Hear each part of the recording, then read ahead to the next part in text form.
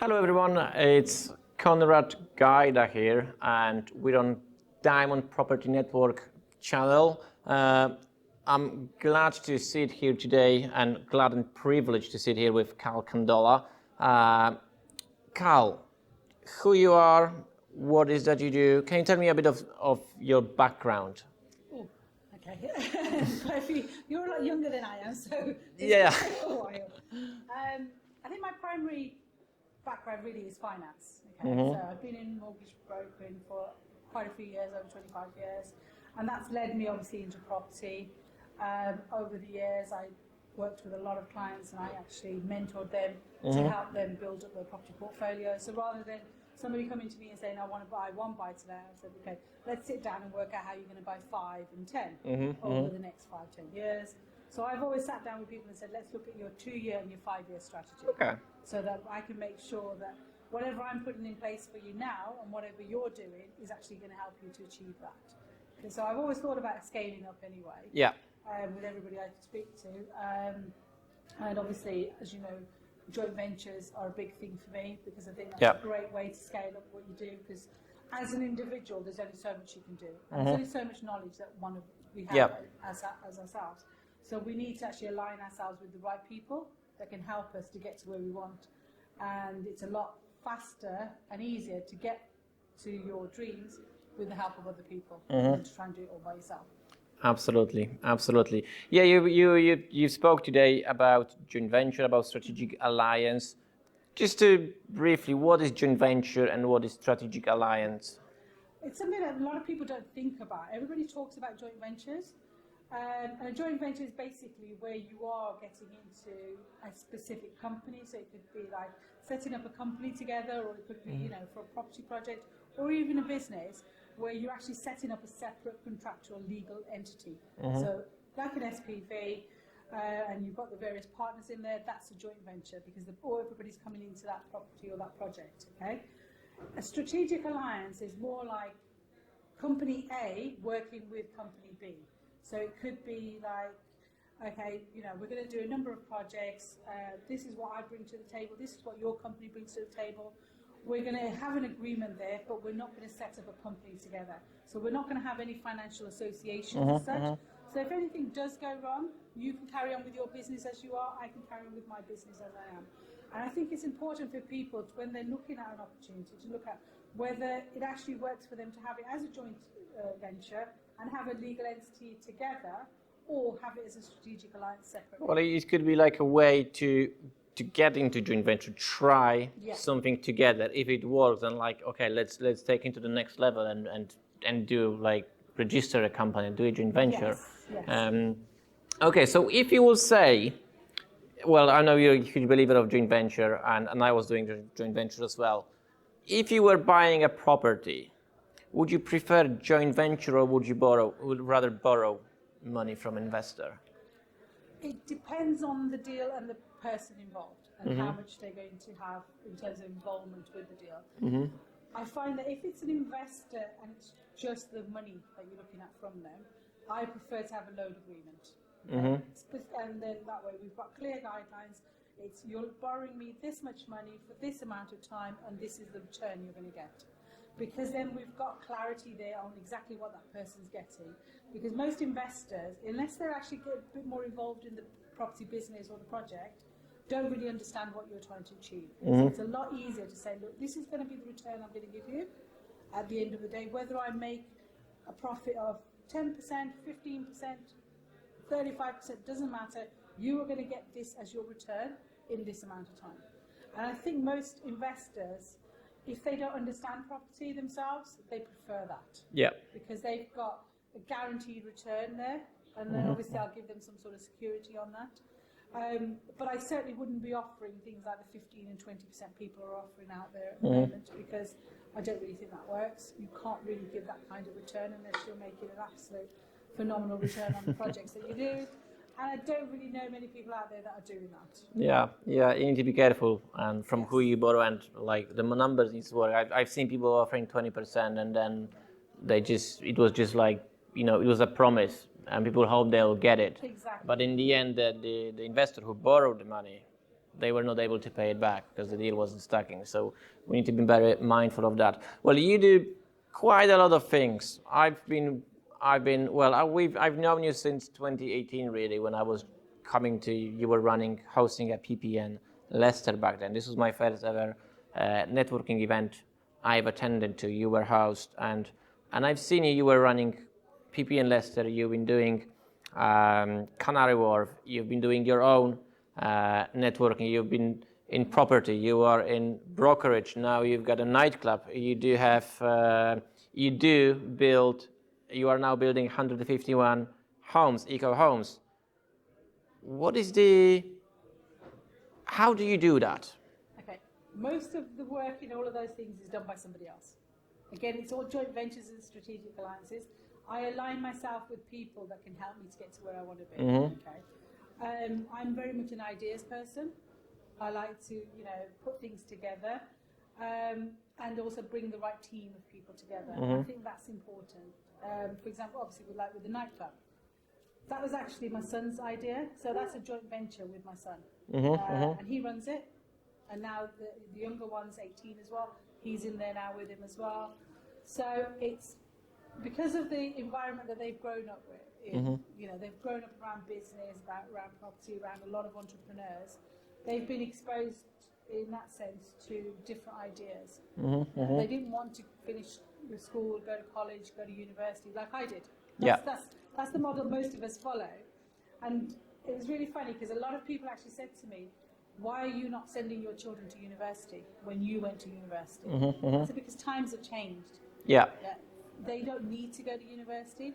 It's like my son always says, if I need in my business somebody with a university degree, I'll employ them. And funny enough, some of the bar staff that he has working for him in the club are part-time bar staff, but they're actually at university. So there's a lot of university. So this is what we were told as a kids in school. Like you need to go to school, you need to go to uni in order to do well in your life. But this is not true. Well, I wasn't good. I never went to uni, and I never and I feel like I'm not saying I'm successful. I'm highly successful, but I'm doing okay. I'm doing okay. So. Well, you mentioned about kids, and so since young age of theirs, obviously, my kids are 4 and 7. What would be the way to grow them in entrepreneurial mindset? Okay, so with my sons, I always discussed everything with them that I was doing in terms of business. I'd explain it to them. So, for example, when they were small. And I had my mortgage brokerage, I would drop them off at school, get back to the brokerage, pick them up from school and take them back to the office with me. And, obviously they're inquisitive, they would ask them, what are you doing with this, what's this? And I'd explain it to them. And it's really funny because Reese, my eldest, when he was about 9, he was actually talking to his teacher in the playground about mortgages.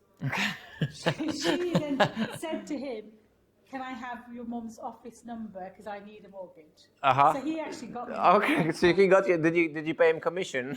Well, I bought him some toys. I took him to Toys R Us and he went all out. So he's always had that entrepreneurial flair about him. He's always looking for those opportunities, and that's why, obviously, like I said, he's not gone to university. He's running the nightclub. This is actually his second business now. He started a different one when he was 19, did really well in that, and now he's invested his money into the nightclub. Right, so he was also investor into this deal. Okay. My dad always said, talk to us about match funding, and I've done this with my kids. So if you want £50 from me, you show me how you're going to get the other £50 for something. Okay, so if you need £100 for something. So they said we did the same thing with sons as well. Anything they need or want, they needed to show us how they're going to bring their half into it. So match funding them. Oh yeah, I remember. You might have been there with Rob Moore. He was interviewing Carl Hartley, the car guy, and he said they're selling supercars, and he was saying like at the age of it was 14 or 15. His dad told him that he needs to buy into business, and I think it was by 18 he had to make 11 million. So in 3 years he had to make 11 million as a 15-year-old kid, which was incredible. So this is same principle, just on on a bit of a lower Yeah, scale. much Yeah, lower, yeah. much lower scale. I hasten to add. But yeah, but we can do that. We can all do that for our children. Just make sure that they're in the right circles. They've got access to the right information. I mean, my sons listen to podcasts. Yeah. They read books, that are about entrepreneurship, about business. I was actually listening to my son the other day, and he was listening to a podcast from somebody that runs bars in America. Okay. And I was like, okay, what are you listening to? And he said, oh, this guy's got some really good ideas, techniques. I'm listening to that because I want to try and incorporate some of that into the business here. All right, and that's great because they hungry to learn, to take it to the next level. Maybe scale up, maybe open another branch. Well. Or be able to afford the lifestyle that they've become accustomed Yeah, to. yeah. Because I'm not going to be paying forever. Yeah, well, that's true. That's true. Okay, that's incredible. I really like it, and I'm asking, like, quite often. I was asking Gerald Ratner as well the same question, how to do it, and because I would really like my kids to be entrepreneurship. I can't force that, but we can show them ways how to become one. Okay. In the same way, like I always thought my sons would get into property because obviously I'm in property and their dad's in property. Yeah. Now, although I took, included them in all the property networking events, they used to run the registration desks for me and everything. Neither one of them wanted to get into property. So, I was a little bit disappointed to begin with. But from obviously conversations I've had with them recently, they said, yeah, no, we want to do these things because this is what we're passionate about and we're having fun with. But then we want to use the income we get from that to invest into property. Yeah, yeah. There we go. It wasn't completely lost. It did sink in a bit that yes, at the end of the day, we need to have multiple sources of income. And you make your money from one thing and you invest it in something else. Yeah. And I kind of understood like how it works, the investing capital appreciation through property. So yeah, it's like tap into it. Like maybe it's not the key strategy they want to follow, but they tapped into it. Okay, thank you very much. Last question, and we'll finish this this conversation. 3 books. Name 3 books which had a huge impact in your life. Oh, okay. The Power of No. Okay. That was massive for me because I've always been a people pleaser. I'm always saying yes to things that I know I have got no time to do for people. So when I read that, I was like, okay, this is something new to me. And I started to say no to people and then I realized what the relationship with those people was actually like. Yeah, because they weren't really for you. Yes, yeah. When you say no to people, you realize what they're like and how they treat you. So that was impactful for me. There was another book called The Slight Edge. Oh, I read this one. Yeah, that was really something for me because it's all about just making small changes. Yeah, yeah. You eat a piece of pizza every day and you'll get fat. Exactly. And he was using that example. Yeah. Exactly. So just understanding that. So that did actually have a massive. Yeah, Jeff Olson. On me, yeah. And the other one, I can't even remember the name of it right now. But when I was really ill at one point, there was a book I read, and I really can't remember the name now. I'm trying to think of it, but it was 4 parts to it. Basically, it took you through this journey, and it was all about changing your mindset in that moment.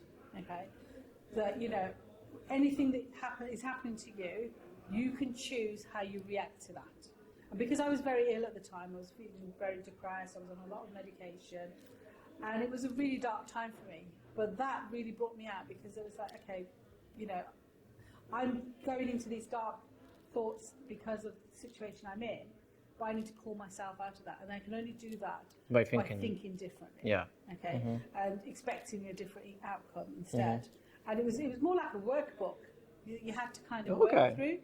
I will find out what it was, and I will. Oh, if you could. Yeah, you can do like a note or something. That's something because with our lives, like how we set our mind, how we start the day with a negative mind, all day will be negative. Yeah, exactly. That's a big message in that. Yeah. If we start just thinking differently, there is rain outside or whatever, and we think like, oh shit, it's raining, like I don't like it. Well, we can flick it like, oh, let's dance in the rain, for Yeah, example. Exactly. It's all about your mindset and how you deal with that and how you let it impact on the rest of your day and the rest of your life. Absolutely.